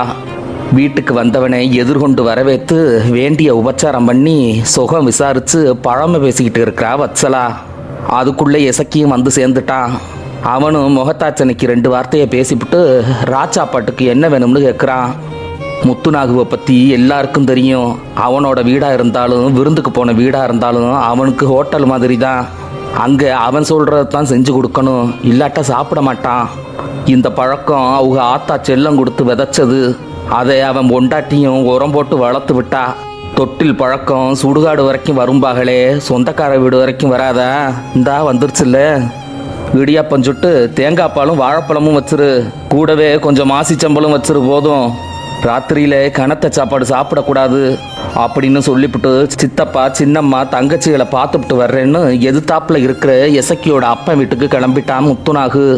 மீமிசல் வர போய் பழங்கள் வாங்கிட்டு வரேன்னு எசக்கியும் கிளம்பிட்டான். ஆம்பளைங்க வாரதுக்குள்ளே சாப்பாட்டை ரெடி பண்ணிடுவோம்னு அடுப்படியை பார்த்து கிளம்பிட்டா வத்சலா. வேலைக்கு போயிட்டு வர்ற ஆம்பளைகளுக்கு எதையாச்சும் சமைச்சு மூடி வச்சுட்டு வார நேரத்தில் எடுத்து திண்டுக்கன்னு சொல்கிற மேனாமினிக்கு பழக்கமெல்லாம் கிராமத்து பொம்பளைகளுக்கு இல்லை. அல்லும் பகலும் மாடா வேலை செஞ்சு வீடு திரும்புகிற ஆம்பளைக்கு அவன் விருப்பப்பட்டதை தெம்புதரமாக செஞ்சு போடணும்னு தான் பொம்பளைங்க நினைப்பாக. அதுக்கெல்லாம் சடைச்சிக்க மாட்டாக. இடியாப்பம் சுடுறதுங்கிறது உண்மையாகவே ஒரு கம்ப சூத்திரம்தான். எல்லாருக்கும் வந்துடாது அந்த பக்குவம். பல வருஷம் பழக்கப்பட்ட பொம்பளையே இரும்பு கட்டியாக்கிப்படுவா இடியாப்பத்தை. பச்சரிசியை 2 மணி நேரம் ஊற போட்டு ஓலைப்பொட்டியில் அள்ளி போட்டு ஒரு சொட்டு தண்ணி இல்லாமல் இருத்துப்புட்டு மில்லில் அரைச்சி வாங்கியாந்து விறகடுப்பு கூட்டி பெரிய இரும்பு சட்டியில் அதை கொட்டி அகப்பையில் அதை கிளறுன்னு கிளறி விட்டு கருக விட்டுறாம பக்குவமாக எடுத்து ஆற விட்டு சல்லடையில் சலிச்சு எடுத்து அதில் வர பொடி மாவில் தான் இடியாப்பம் சுடுறது. இப்படி 2 மாதத்துக்கு ஒருக்கா 10 கிலோ 15 கிலோ பச்சரிசி மாவை பக்குவம் பண்ணி பெரிய சில்வர் சட்டியில் அடைச்சி வச்சுக்குவாங்க. தேவைப்படும் போது காப்படி 1/4 காப்படின்னு கணக்காக எடுத்து இடியாப்பம் சுடுவாங்க. இது அந்த ஊர் வழக்கம். இது ஊருக்கு ஊர் வேற மாதிரி இருக்கும். ஆனால் இப்படி செஞ்சு இடியாப்பம் சுட்டு தின்னா அந்த சுவையே வேற மாதிரி இருக்கும். இடியாப்பத்துக்கு மாவு குழைக்க முதல்ல உலத்தண்ணியை நல்லா கொதிக்க வச்சு எடுத்துக்கணும். சட்டியில் மாவை கொட்டி 1க்கு 1/2 பங்கு வெந்நீர் ஊற்றி சட்டிக்கு வெளிப்பக்கம் துணியை சுற்றிக்கிட்டு ஆற அமர உட்காந்து காலை அகட்டி வச்சு 2 பாதத்தாலையும் சட்டியை மிசுங்க விடாமல் எசவா இடுக்கிக்கிட்டு துடுப்பு கட்டையை கொண்டு கட்டி விடாமல் கிளறணும். கட்டி விட்டுட்டா இடியப்பம் விளங்காமல் போயிருமேன்னு பொம்பளைக அவதியாக மாவு குழைக்கிறத பார்க்கணுமே.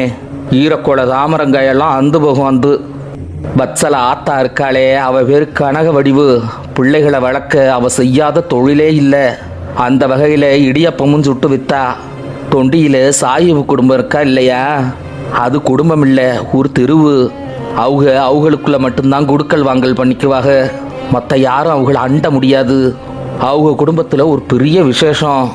அதுக்கு 3500 இடியப்பம் வேணும்னாங்களாம், ரவு சாப்பாட்டுக்கும் காலை சாப்பாட்டுக்கும். ஒத்த பொம்பளையா இருந்து 36 மணி நேரமா சுட்டாளப்பா இடியாப்பத்தை. வேற பொம்பளையா இருந்தா உறுப்பு நகண்டு இருக்குமா இல்லையா?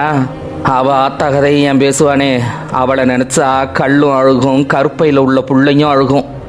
இடியப்ப உரல்ல மாவை போட்டு புழிஞ்சு ஓலத்தட்டில் ஒசரமாக அடுக்கி உலையில ஏற்றிட்டு அரைமுடி தேங்காயை துருவி பாலை எடுத்து வச்சுட்டு இன்னும் அரைமுடி தேங்காயை துருவி எடுத்துக்கிட்டு போகிறா மாசி அரைக்க. மாசிங்கிறது ஒரு கருவாடு தான் பாருங்க, ஆனால் அதுக்கு கருவாட்டு வாசம் வாரதில்ல. மாலதீவுன்னு சொல்கிறாங்களே, அங்கே தான் மாசி உற்பத்தி பண்ணுறாங்களாம். அங்கேருந்து தான் இன்றைக்கும் தரமான மாசி இறக்குமதி ஆகுதுன்னு பெரியவங்க சொல்லுவாங்க. உண்மையோ பொய்யோ 6 கண்டா. சூரமீனுன்னு ஒரு வகையான மீன் கிடைக்கும் கடல்ல. அதை பிடிச்சி மண்டை, தோல், வால், குடலு, குந்தானி அத்தனையும் எடுத்து தூர வீசிவிட்டு மீன் துண்டத்தை மட்டும் நல்லா அவிச்சு எடுத்து தண்ணி இல்லாமல் ஒரு துணியில் கட்டி புழிஞ்சு புகையெல்லாம் போட்டு வெயிலில் காய வைப்பாகலாம். அது ஒரு சான் நீளத்துக்கு உருண்டு வளைஞ்சு விறகு கட்ட மாதிரி ஆகிடும். சும்மா கருஞ்சவப்பு நிறத்தில் இருக்கும் பாருங்க. தூக்கி அவன் மண்டையிலாவது அடித்தா மண்டையோடு மடார்னு திறந்துடும். அந்த காலத்தில் பல்லு போன கிழவிக பாக்கு வெட்டுறதுக்கு ஒரு சாமானை வச்சுருக்குங்க. அதுக்கு பாக்கு வெட்டின்னு பேர். அதை கொண்டு தான் மாசியை சின்ன சின்ன துண்டாக வெட்டுறது. வெட்டின மாசியை அம்மியில் வச்சு பொடியாக இடித்து அரைக்கணும். அம்மாவையே மம்மின்னு கூப்பிடுற காலத்தில் அம்மியை கண்ட அம்மியை அப்படியே மிக்சியில் போட்டு 4 சுற்று சுத்த விட்டால் போதும்னு நினப்பாக சிலர். மிக்சியில் அரைச்சா பொடியாக மட்டும்தான் போகும். அம்மியில் அரைச்சா தான் பொடியெல்லாம் பஞ்சு மாதிரி புஷ்ஷுன்னு பொங்கி வரும். மாசியை அம்மியில் வச்சு நுணுக்கி 10-15 சின்ன வெங்காயம் வச்சு பச்சை மிளகாய் 2 வச்சு ரெண்டும் நஞ்சு போகிற மாதிரி இடித்து விட்டு பொடி உப்பை தூவி விட்டு கையில் எல்லாத்தையும் ஒன்றா கிளறி விட்டு துருவி வச்சுருந்த தேங்காயை அதோடு சேர்த்து புரட்டி எடுக்கணும். இதுக்கு பேர் தான் மாசி சம்பல். பொதுவாக பொம்பளைகளுக்கு ஒவ்வொரு வேளைக்கும் தனக்கு தேவையான சாப்பாட்டோட அளவு நல்லா தெரியும். அவளா தனியாக இருந்தாலும் அளவாக சமைச்சு அவளா தின்னுக்குவா. ஆனால் ஆம்பளைக அப்படி இல்லை. குழம்பு ருசியாக இருந்தால் கொட்டடி சோத்தம்பா நிரப்பமாக செஞ்சு அடுக்கி வச்சா 2 வாய் சொத்தோட தட்டில் கையை கழுவிட்டு கிளம்பிடுவான். அதுலேயும் வத்சலா புருஷன் இருக்கானே, அவன் உன்னையும் கூடு உன் இழவுக்கு வரவளையும் கூடுன்னு கேட்குற ஆள். சாப்பாட்டுக்கு உட்கார்ந்த பிறகு கூட புதுசாக ஒரு சாமானை கேட்பான். வத்சலா இருக்காளே, இந்த மாதிரி விஷயத்தில் தெள்ள கடைஞ்சவ. எல்லாத்துக்கும் எந்நேரமும் ரெடியாக இருப்பா. 2 ஆம்பளைகளுக்கு 3 உலை வச்சு 18 இடியாப்பம் சுட்டு வச்சு காத்து கிடக்குறா. அவளுக்கு உடம்பெல்லாம் நோய். இந்நேரம் வரைக்கும் சாப்பிடாம இருக்க முடியாது. பிள்ளைய சாப்பிடும்போதே அவளும் சாப்பிட்டுவிட்டு 10 ஜெம்ஸ் மிட்டாயை போட்டு தண்ணியை குடிச்சுப்புட்டா. அப்பா வீட்டில் இருந்த அண்ணனை சாப்பிட வாங்கன்னு கூப்பிட்டுக்கிட்டு ஆடி அசைஞ்சு வாராக கையில் ஒரு பழப்பையும் பிடிச்சிக்கிட்டு. ஆளுகளை கண்ட அடுத்த நிமிஷம் பாயை விரிச்சு பரப்பி வச்சுட்டா சாப்பாட்டு சாமானுகளை. சாப்பிட உட்கார்ந்தாக அண்ணனும் தம்பியும். முத்துநாகு தட்டில் சூடாக 2 இடியப்பத்தை வச்சு மாசியையும் கொஞ்சம் அள்ளி ஒரு ஓரமாக வச்சா வச்சலா. அழகான வாயை கொண்ட கிண்ணத்தில் தேங்காய் பாலை வச்சு ஒரு தட்டில் 2 வாழைப்பழத்தை தோலை நீக்கியும் நீக்காமல் வச்சு சின்ன கிண்ணியில் கொஞ்சம் சீனியும் வச்சு 3ஐயும் எடுத்து முத்துநாகு பக்கத்தில் அழுங்காமல் வச்சா. முத்துநாகு மூச்சு விடாமல் சாப்பிட ஆரம்பித்தான். எசக்கி ஒவ்வொரு சாமானாக திறந்து பார்க்குறான். அவனுக்கு உண்டான சாமான் இப்போ அவன் கண்ணுக்கு தெம்பட்டுருச்சு. மத்தியானம் வச்ச மீன் குழம்பு. 5 இடியப்பத்தை அள்ளி தட்டில் போட்டுக்கிட்டு மீன் குழம்பு அது தலை மேலே சொதன்னு ஊற்றி தருக்கு புருக்குன்னு 4 விச பிசைஞ்சு ஏற்றி அமுக்குறான் வாய்க்குள்ளே. பாவம், இந்த இடியப்பத்துக்கு வந்த கேடு காலம் இந்த ஆளுகையில் மாட்டிக்கிட்டு லோடுபடுது. இதுக்கு எதுக்கு மாவை இடியப்ப உரல்ல போட்டு புழியணும்? சும்மா மாவை அள்ளி அவிச்சு கொடுத்தா பத்தாதா அப்படின்னு ஓடுது வத்சலா மனசுக்குள்ளே. இதை வெளியே சொல்ல முடியுமா? எசக்கிக்கு ஒன்றும் சோனப்பா இல்லை. காந்த குரல்ல, அண்ணே முட்டை பொரியல் சாப்பிட்றீங்களா, முட்டை பொரியல் அப்படின்னு கேட்குறான். இல்லை எசக்கி, ராத்திரியில் முட்டை சாப்பிட்டா எனக்கு சரிக்காது அப்படின்னு சொல்லிட்டான் முத்துநாகு. போட்டு தாரேன், கொஞ்சம் சாப்பிடுங்க மச்சான் அப்படின்னு அவ ஒப்புக்கு கேட்டு பார்க்க மறுபடியும் அவன் வேணாம்னு சொல்ல புருஷனுக்கு மட்டும் முட்டை பொரிக்க அடுப்பங்கரைக்கு போகிறா வத்சலா. சின்னதாக ஒரு செருமல் சத்தம் கேட்டு திரும்பி பார்த்தா 4 விரலை காட்டுறான் எசக்கி. அவனுக்கு 4 தான் பிடிச்ச நம்பர் போல. பிள்ளையா இருந்தாலும் முட்டையாக இருந்தாலும் 4 தான் வேணும் அவனுக்கு.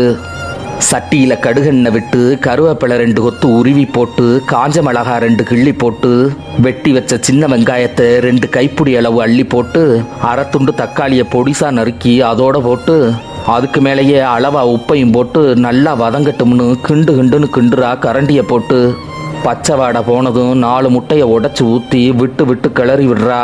கொஞ்சமாக கொத்தமல்லி இலைய போட்டு மிளகுத்தூள் கொஞ்சம் தூவி விட்டு பொத்து நாப்பில் அள்ளி தட்டில் போட்டு கொண்டாந்து நீட்டுனா புருஷனுக்கு. அது இருக்கு ஓராளு சாப்பாடு அளவுக்கு. மலர்ந்து மலராத மல்லிகைப்பூவை மொத்தமாக அள்ளி அந்த தட்டில் குமிச்சா எப்படி இருக்கும், அப்படி இருக்குது முட்டை பொரியல். சண்டாளிக்கு இந்த பக்குவம் எங்கேருந்து தான் வந்துச்சோ அப்படின்னு அவளை ஏக்கமாக ஒரு மேற்பார்வை பார்த்து புருவத்தை தூக்கி ஒரு செய்கை செஞ்சானோ இல்லையோ, வதங்கி கிடந்த வத்சலா கிறங்கி போனா கிறங்கி. அடுத்து 3 சப்பா இடியப்பத்துக்கும் முட்டை பொரியலுக்கும் ஒரு மகத்தான மல்யுத்தம் எசக்கியோட கைவண்ணத்தில். 2 இடியப்பத்தை மாசியோட தின்ன முத்துனாகு அடுத்து 2 இடியப்பம் வச்சு 2 வாழைப்பழத்தை அதில் போட்டு தேங்காய் பாலும் சீனியும் சேர்த்து பிசைஞ்சு பொறுமையாக மென்று முழுங்குறான். இடியப்பத்தையும் வாழைப்பழத்தையும் தேங்காய் பால் ஊற்றி பிசைஞ்சான் பாருங்க. அது அவன் விரல்ல 2 விரல் கடைக்கு மேலே கொஞ்சம் கூட போகலை. அப்படி ஒரு பதூசா சாப்பிட்றான். இதையே எசக்கி பண்ணியிருந்தா ரசத்துக்கு புளியை கரைக்கிற மாதிரி உள்ளங்கை வர விட்டு பிசைஞ்சு வாழைப்பழத்தை பிதுக்கில் அது தவ்வி போய் பக்கத்து ஆள் தட்டில் விழுந்துரும். ஒரு வழியாக சாப்பாட்டு வேலை முடிஞ்சு படுக்க போகலாம்னு வத்சலா அவள் ரூமுக்கு போகும்போது அவள் பேரை சொல்லி கூப்பிடுறான் முத்துனாகு. இந்த வாரே மச்சான் அப்படின்னு சொல்லிக்கிட்டே அவன் ரூமுக்கு போறா அவ. இந்த நேரத்துல இருந்து தான் ஆரம்பிச்சிச்சு முத்துநாகுவோட அவ போராடின போராட்டம். 2 பாயை போட்டு அதுக்கு மேல 2 மெல்லிசான மெத்தையை எடுத்து விரிக்க சொன்னா. அதுக்கு மேல 2 சமுக்காலத்தை விரிச்சு, அதுக்கு மேல ஒரு வாயில் புடவை விரிச்சு, அதுக்கு மேல அவன் கொண்டு வந்த ஒரு வெள்ளை விரிப்பை விரிச்சு மெத்தையை தாண்டி எந்த துணியும் தெரியாம பக்கவாட்டில் சரி செய்ய சொன்னா. பிறகு 8 தலவாணி கேட்டான். தலைமாட்டில் 2, கால் மாட்டில் 2, இடது பக்கம் 2, வலது பக்கம் 2ன்னு படுக்கையை சுற்றி தடுப்பணை கட்ட சொன்னா. இது என்னடி கூத்தா இருக்கு, சலசமாதின்னு கேள்விப்பட்டிருக்கோம், இப்படிமா ஒரு மெத்த சமாதி கட்டுவாங்க அப்படின்னு மனசுல நினச்சிக்கிட்டு மண்டையை சொரிகிறா பாவம்.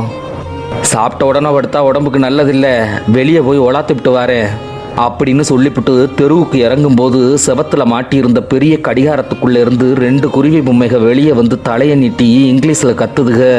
மணி 10ன்னு. சின்ன ரூமுக்குள்ளே போய் பிள்ளைகளோட மெத்தையில் படுத்துக்கிட்டா வத்சலா. தரையில் பாயை விரிச்சு தலைக்கு ஒரு தலகாணியை வச்சுக்கிட்டு கவட்டுக்குள்ளே ஒரு தலவாணியை இடுக்கிக்கிட்டு கார வீடு அதிர கொரட்ட விடுறான் எசக்கி. வத்சலாவுக்கு தூக்கம் பிடிக்கல. வெளியே போனவன் எப்போ உள்ளே வருவான்னு பெரிய ரூம் வாசலையே திரும்பி திரும்பி பார்க்குறா. நடுச்சாமத்தில் முழிப்பு தட்டி பார்க்குறா. பெரிய ரூம் கதவு அடைச்சிருக்கு. ஏசியை போட்டுக்கிட்டு கதவை அடைச்சி உள்ளே தூங்குறான் முத்துநாகு. எந்திரிச்சு போய் பார்க்குறா. வாசக்கதவு விரிய திறந்து கிடக்குது. வாசலில் உள்ள இரும்பு கேட்டு வாரவுக வரலாம்னு வாயை திறந்த மேனிக்கு திறந்து கிடக்கு.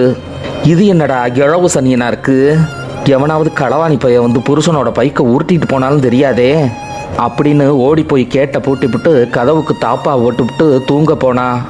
சட்டுன்னு விடிஞ்சு போச்சு சனிக்கிழமை காலை. பிள்ளைகளுக்கு பள்ளிக்கூடம் லீவு. அதுக இன்னைக்கு லேட்டாக தான் எந்திரிக்குமுங்கன்னு இட்லி அவிச்சு சாம்பாரும் சட்னியும் வச்சு புருஷனை வேலைக்கு அனுப்பிவிட்டு பிள்ளைகளை ஒவ்வொன்றா கிளப்பி பல்லு விளக்கி குளிக்க வச்சு டீயை கொடுத்து கொஞ்ச நேரத்தில் இட்லியை இங்கே வச்சு வீட்டுக்குள்ளேயே விளையாடுங்க, இல்லாட்டி மாடியில் போய் விளையாடுங்க, ஆனால் வெளியே மட்டும் போகக்கூடாதுன்னு சொல்லிவிட்டு அவளும் 3 இட்லியை பிச்சு போட்டுவிட்டு 10 ஜெம்ஸ் மிட்டாயை வாயில் போட்டு தண்ணியை குடிக்கும்போது மணி 9:30. இப்போத்தான் விருந்துக்கு வந்த சாமி துயில் களைஞ்சு எந்திரிக்குது. அவன் கணக்குப்படி இது 30 நிமிஷம் வேகம். வேலை இல்லாத நாள்களில் அவன் சரியாக 10 மணிக்கு தான் எந்திரிப்பான். பிள்ளைக கத்துனதுல தூக்கம் போச்சோ என்னமோ தெரியல, எந்திரிச்சிட்டான். படுக்கையில் உட்கார்ந்த மேனிக்கு வச்சலாமா ஒரு டீ கொடுமா அப்படின்னு குரல் கொடுக்குறான். இந்தா எடுத்துக்கிட்டு வரேன் மச்சான் அப்படின்னு சொல்லிக்கிட்டே அடுப்பில் இருந்த டீயை கண்ணாடி கோவலையில் ஊற்றிக்கிட்டு வந்து நீட்டுறா. இந்தாங்க மச்சான் தேத்தண்ணி. தேத்தண்ணின்னு சொன்னதுக்கு அவன் வத்சலாவை ஏற இறங்க பார்க்குறான். படித்தவன்னு காட்டுறதே அவங்க பேசுகிற நாகரிகமான சொல்லுதானே. இன்னும் ஊர் நாட்டு வழக்கத்திலிருந்து மாறாமல் இருக்கிற ஆளுகளை பார்த்தா படித்தவங்களுக்கு இளக்காரமாக தான் இருக்கும். அதுதான் அந்த மேற்பார்வைக்கு காரணம். தங்கத்தில் செஞ்ச சாமிக்கு தாமரையை போட்டு பூசை பண்ணவும் தாமரை பூவுக்கு தலக்கணம் வரலாமா? வரக்கூடாது. ஏன்னா அது முளைச்சது சேத்துலையா இல்லையா? பழசையெல்லாம் மறந்தவனுக்கு பைத்தியம்னு பேர் வச்சிருவாங்க ஊருக்குள்ள. அதே பேரை இந்த படித்தவர்களுக்கு வைக்கலாம் தானே. வைக்கவா போறாக? வப்பாக சொல்கிற நமக்கு தான் வப்பாக. பாவம் வத்சலா ஒத்த பார்வையில் ஒடுங்கி போனா. குளிச்சுட்டு வாங்க மச்சான், இட்லி அவிச்சு வச்சிருக்கேன், வந்து சாப்பிடுங்க அப்படின்னு சொன்ன உடனே திடுக்குன்னு எந்திரிச்சு நின்னவன், இன்னைக்கு இட்லி வேணாமா, நான் குளிச்சுட்டு வந்த பிறகு சூடாக தோசை ஊற்று, வெங்காயம் போட்டு ஒரு நெய் தோசையும் ஒரு முட்டை தோசையும் போடு, தேங்காய் சேர்க்காம கொத்தமல்லி துவையல் வச்சிரு அப்படின்னு சொல்லிவிட்டு கக்கூசுக்குள்ளே போய் கதவை மூடிக்கிட்டான். இவ சமைச்சு வச்சதை திங்க அவன் என்ன இவ வீட்டுக்காரனா, விருந்தாளியாச்சே. என்னத்தை பண்ணுவா அவளும், பாவம் கூருக்கு செத்தவ. துவண்டு போய் போறா துவையல் அரைக்க. இழகுன இரும்ப கண்டா கொள்ளைங்குண்டிய தூக்கி அடிப்பானா அப்படின்னு சொலவட சொல்லுவாங்க. என்ன மாதிரி எவ்வளோ ஒரு இத்து போன சிரிக்கி இந்த மாதிரி ஒரு ஆளோட மாரடிச்சு மண்டை உடஞ்சு போயிருப்பா போல இருக்கு. அதுதான் அப்பவே சொல்லி வச்சிருக்காங்க இப்படி ஒரு சொலவடைய அப்படின்னு தனக்குத்தானே சொல்லிக்கிறா.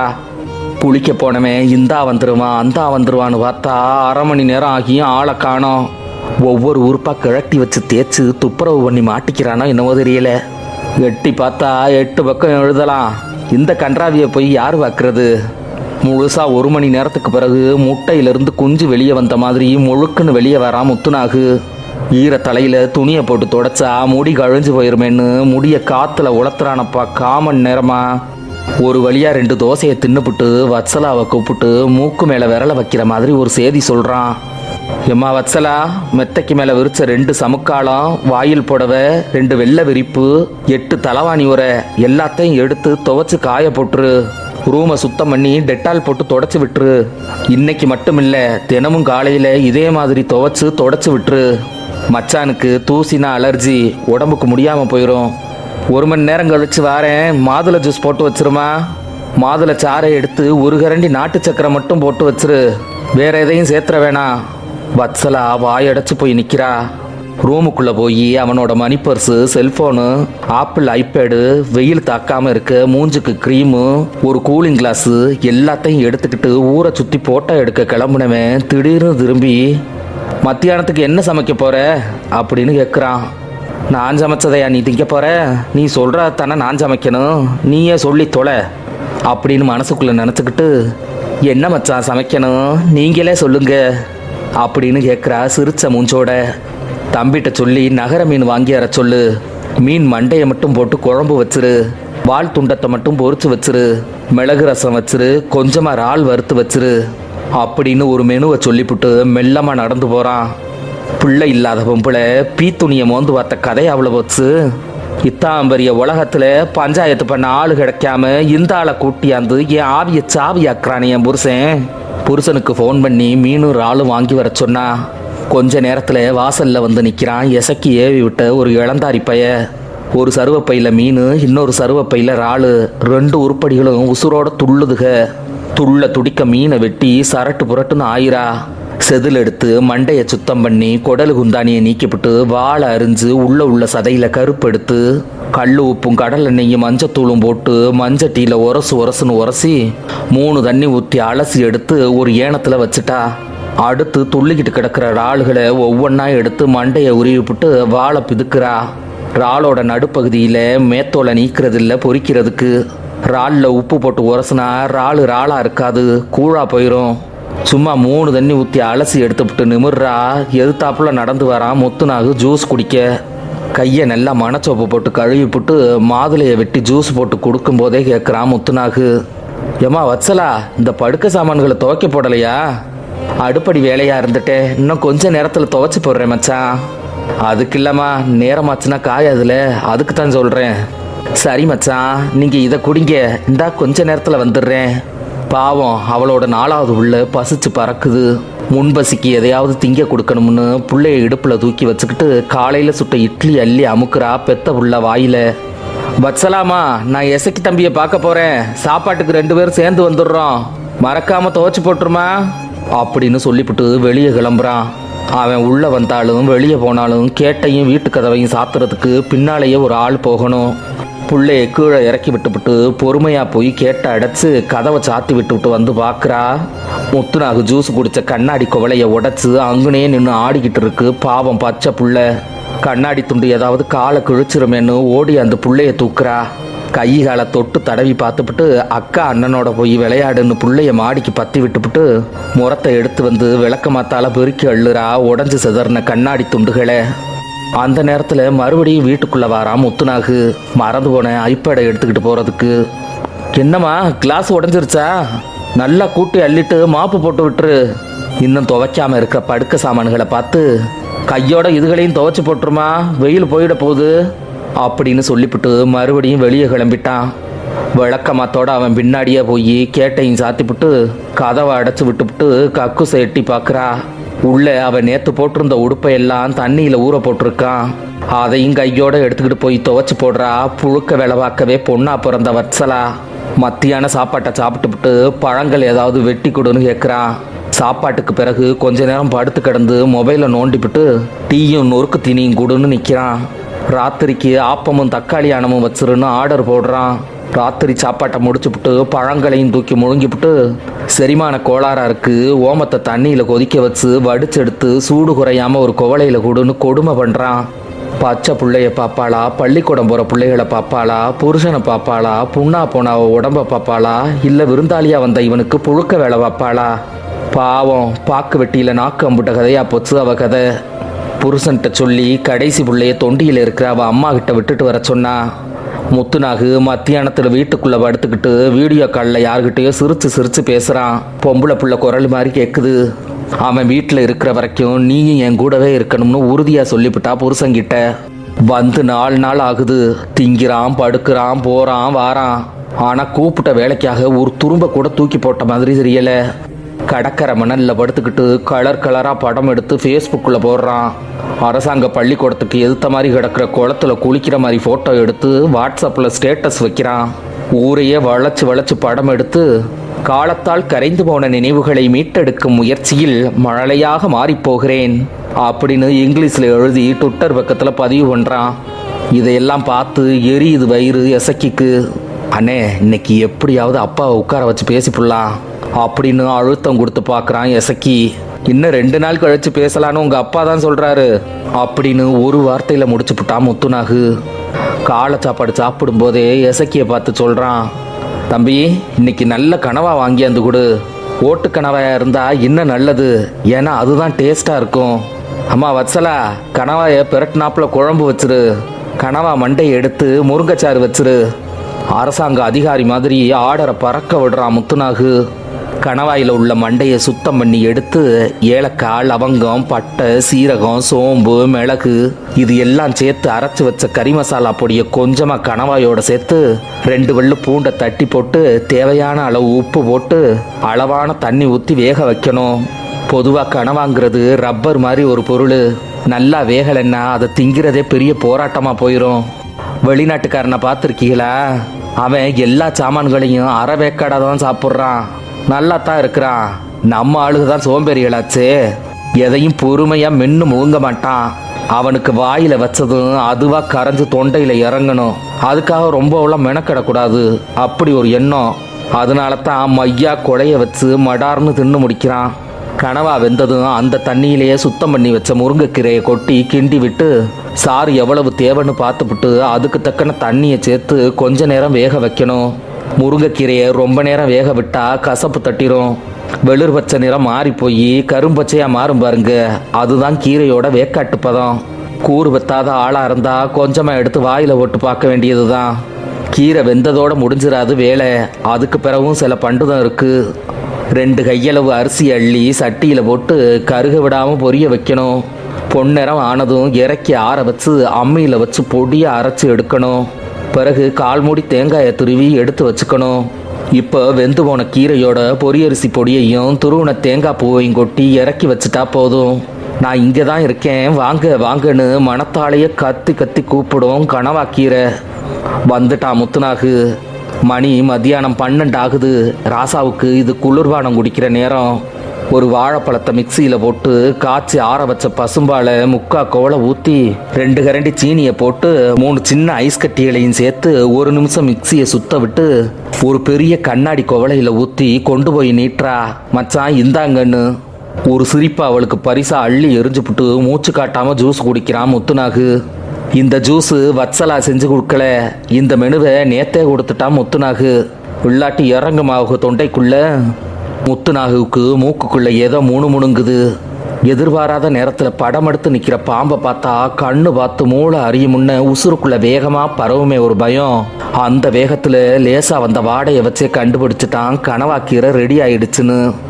என்னம்மா வச்சலா, கீரை ரெடியாச்சா அப்படின்னு கேட்டதுக்கு ஆச்சு மச்சான் அப்படின்னு சொன்னாலோ இல்லையோ அதை ஒரு கிண்ணத்தில் அள்ளி வச்சு ஒரு ஸ்பூனை போட்டு கொண்டு வா.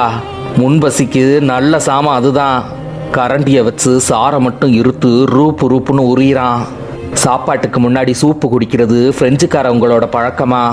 சூப்பு பசியை தூண்டி விடுமா, அதனால அதை சாப்பாட்டுக்கு முன்னாடி குடிச்சுப்புட்டு சாப்பிட்டா நல்லா சாப்பிட்லாமா. இதையெல்லாம் வத்சலா கிட்ட சொல்லிக்கிட்டே அப்பப்போ இடைவெளி விட்டுப்புட்டு உறிஞ்சுறான் கீரை சூப்பை. தண்ணி வத்தியும் வத்தாம சொத சொதன்னு கிடக்கிற குளத்துக்குள்ள கொக்கு வந்து குத்தி தூக்குமா இல்லையா மீனுகளை, அது மாதிரி சூப்பு வத்தி போன கீரைக்குள்ள இருந்து கனவா மண்டைகளை ஒரு சைஸா எடுத்து வாயில போட்டு மெல்லுறான். மென்ன கனவா முழுங்குற பக்குவத்துக்கு வந்ததும் அதோட ஒரு கரண்டி கீரையை அள்ளி போட்டு மெல்லுறான். 2 பொருளையும் இன்ன சதவிகிதத்தில் அரைச்சு தொண்டை குழிக்குள்ள தள்ளுனாதான் சுவையை அனுபவிக்க முடியும், அந்த சுகானந்தத்தை உணர முடியுங்கிறதெல்லாம் முத்துனாவுக்கு மட்டும்தான் தெரியும். அதில் அவன் தெள்ள கடைஞ்ச ஆளு. தங்க பஸ்பத்தை தூவி தூவி செஞ்சு வச்ச சாப்பாடா இருந்தாலும் தொண்டை வரைக்குத்தான் ருசிங்கிறது அறிவுள்ள மனுஷங்க அத்தனை பேருக்கும் தெரியத்தான் செய்யும். இருந்தாலும் திங்கிறத நாக்குக்கு சொனப்பா திங்கத்தானே வேண்டியிருக்கு. அதனால தானே வத்சலா மாதிரி எத்தனையோ பொம்பளைக புருஷன்ட்ட தாலியை வாங்கிவிட்டு அடுப்போட குடுத்தனை நடத்துகிறாளுக. அப்புறம் என்ன, அடுத்த 2 நாளும் வத்சலாவோட குறுக்க நிமித்தி விட்டான் முத்துனாகு. கோடை காலத்து சாமத்தில் காற்று கூட வேலை நிறுத்தம் பண்ணிவிடுது. ஆனால் ஒரு குடும்ப பொம்பளையால் அப்படி பண்ண முடியுமா? மாட்டை வேலை வாங்குற மாதிரி வேலை வாங்குறான் அந்த மளிகை கடை சாமானுக்கு பிறந்தவைய. நாட்டுக்கோழி வறுவல், வெள்ளாட்டுக்கறி பிரட்டல், குடல் குழம்பு, நண்டு சாறு, இதோட அடுத்த 2 நாள் முடிவுக்கு வந்துருச்சுன்னு நினைக்கும் போது கடைசியாக ஒரு பிரம்மாஸ்திரத்தை தூக்குறான் முத்துனாகு. இந்த நண்டு இருக்குதே நண்டு, அது ஒரு ருசியான சாமான் தான் பாருங்க. என்னத்தை சொல்ல, தின்னு பார்த்தவனுக்கு தானே அதோட பெருமதி தெரியும். ஆனால் அதை திங்கிறதுல ஒரு சிக்கல் இருக்குது. இந்த இட்லி தோசையை கூட முள்ளு கரண்டியை வச்சு குத்தி சாம்பாரில் தொட்டு திங்கிற கூட்டத்துக்கெல்லாம் நண்டு ஒத்து வராது. நண்டு குழம்போட சாப்பிட உட்காந்தா 2 பெரிய கொடுக்கு கால் இருக்கு பாருங்க, அதை எடுத்து சர்ரு புர்ருன்னு உரியணும். மேல் ஒட்டை பட்டும் படாமல் கடிச்சு கூடு தனியாக சத தனியாக பிரித்து திங்கணும். ஒன்னோட ஒன்று இணைகிற முட்டு பகுதியை கடிச்சு மென்று அரைச்சி தூள் தூளாக துப்பணும்.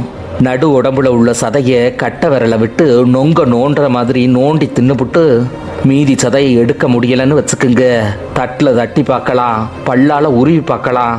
அப்போவும் முடியலையா, மொத்தமாக வாய்க்குள்ள அள்ளி போட்டு மெல்லோன்னு மெண்டு சாத்தை குடிச்சுப்புட்டு சக்கையை துப்பிடலாம். அது ஒரு சின்ன சைஸு கொழுக்கட்டை மாதிரி வந்து விழுந்து உருளும். இதுதான் நண்டு திங்கிற நாகரிகம். இதையெல்லாம் சொந்த வீட்டில் செஞ்சாலே சிலருக்கு ஐயரவாத்தான் இருக்கும். அதுவும் முத்துனாகு செய்வானா? அவனுக்கு நண்டு திங்கணும், ஆனால் நண்டோட போராடாம பதுசா நாகரிகமாக சாப்பிடணும்னு முடிவு பண்ணிட்டான். அவன் வத்சலாவுக்கு ஒரு சமையல் குறிப்பு கொடுத்தான் பாருங்க, அவளுக்கு மண்டை கிருகிருன்னு சுத்தி நண்டை முழுசா உப்பு போட்டு அவிச்சு எடுத்து ஆற வச்சு சின்ன கத்தரிக்கோள் இல்லாட்ட பிளேடை வச்சு ஓட்டை கீறி சதையை மட்டும் எடுத்து முட்டை பொரியல் பண்ணுற மாதிரி வெங்காயம் தக்காளி போட்டு வதக்கி முட்டைக்கு பதிலாக நண்டு சதையை போட்டு பிரட்டி மேலே கொஞ்சம் பெப்பரும் கொத்தமல்லி தழையும் போட்டு கொடுன்னு சொன்னானா இல்லையோ, வத்சலாவோட கை 2 அவளை அறியாமல் அவள் குறுக்க பிடிச்சி நிற்கிது. இன்னைக்கு மத்தியான சாப்பாட்டுக்கு பிறகு பஞ்சாயத்து இருக்கு. பஞ்சாயத்து முடிஞ்ச உடனே முத்துனாகு கிளம்பிட்டான். நல்லது. நாம என்னத்தை கண்டோம், ஊரை பார்த்து அவன் போறானோ இல்லை என்ன சுடுகாட்டுக்கு வழி அனுப்பி விட்டுட்டு வாக்கரிசி போட்டுட்டு போக போறானோ. நண்டை வச்சு ஆப்ரேஷன் பார்த்துக்கிட்டு இருந்த வத்சலாவுக்கு மனசுக்குள்ள மரவட்டை ஊறுற மாதிரி ஊறுது ஒரு வார நினப்பு. ஆளோட இலக்காரத்தை கண்டா ஆவாரியும் பீவாரி அடிக்கும்னு சொலவட சொல்லுவாங்க. சரிதான், இவன் தங்கச்சி வீட்டிலையோ இவன் தம்பி பொண்டாட்டிக்கிட்டேயோ போய் இப்படி அதிகாரம் பண்ண முடியுமா? இன்னைக்கு நான் நல்லா இருந்தாலும் அவங்க கண்ணுக்கு நான் பழைய பிச்சைக்காரி தானே. அதனால தான் அதிகாரம் கொடி கட்டி பறக்குது. என்னால் ஒரு வாரத்துக்கு தாக்கு பிடிக்க முடியலையே.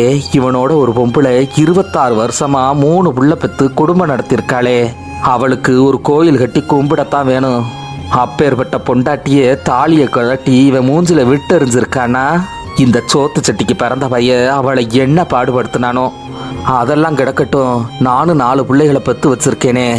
இந்த ஒரு வாரத்தில் ஒரு பிள்ளையாவது தொட்டு தூக்கி இருப்பானா? பிள்ளைக உள்ள வீடு தானே, வெளியே போயிட்டு வரும்போது ஒரு நல்லது கெட்டதை வாங்கியாந்து பிள்ளைகளுக்கு கொடுப்போம்னு நினச்சிருப்பானா? சொன்னப்பா திங்கிறத பார்க்கணுமே, உன்னையும் கொடு உன் இழவுக்கு வரவளையும் கொடுன்னு.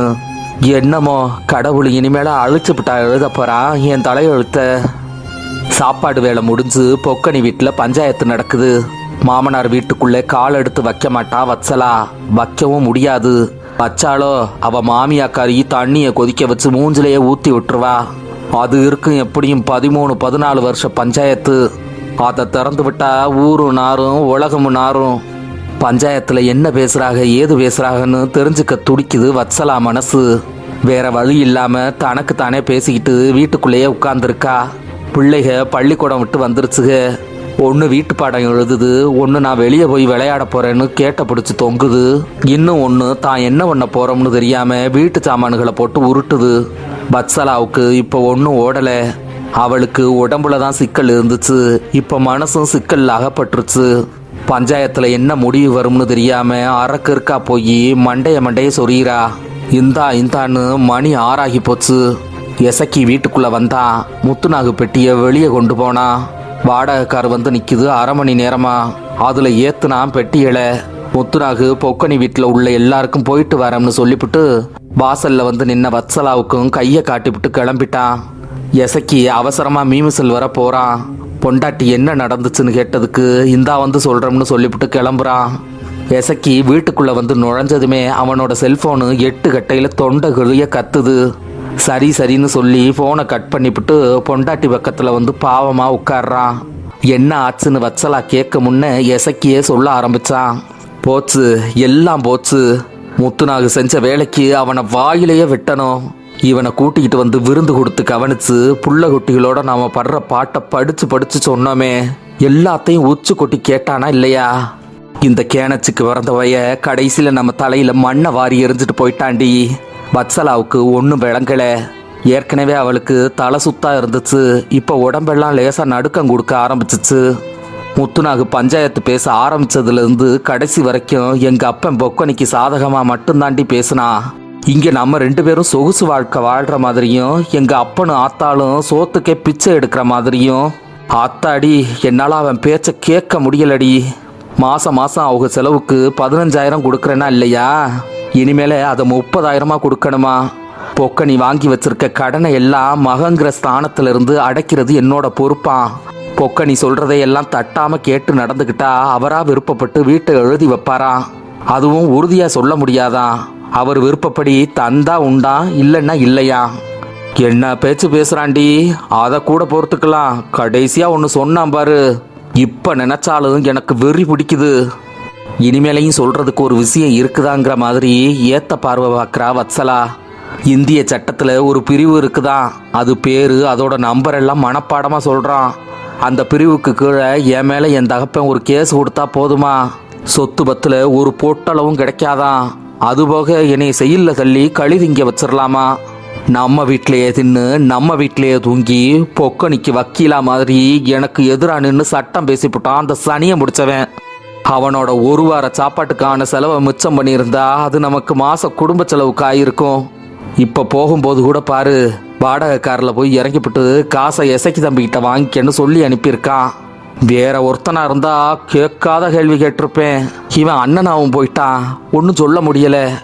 நான் கடைசியாக அவனைத்தான் நம்பி இருந்தேன். அதுவும் இப்படி ஆகி போகும்னு நான் நினச்சி கூட பார்க்கல. பாவம் எசக்கி அவனை அறியாமல் கண்ணீர் வந்து முண்டுது. பொண்டாட்டிக்கு தெரிய வேணாம்னு வேட்டி துணியில் நெத்தி வேர்வையை துடைக்கிற மாதிரி கண்ணை துடைச்சிப்புட்டு பொண்டாட்டியை பார்க்குறான். அவ அழுது மூஞ்சி வீங்கி போய் உட்கார்ந்துருந்தா. பொண்டாட்டி ஒன்றும் பேச காணாமேன்னு அவளையே உத்து பார்க்குறான் எசக்கி. அவள் பெருசாக ஒன்றும் பேசலை. இதுக்கு தான் இம்புட்டு போராட்டமா அப்படின்னு கேட்டுவிட்டு எசக்கி மடியில் தலை சாச்சு கண்ணீர் விடுறா. எசக்கி ஏதும் பேசலை. அந்த 2 உசுருக்கும் அப்போதைக்கு அந்த அணுக்கமும் ஆதரவும் கண்ணீரும் தேவைப்பட்டுச்சு. பாவம். எரிசன கொற்றவனின் வெட்டுக்காசு சிறுகதை தொகுப்பிலிருந்து போராட்டம் சிறுகதை முற்றும்.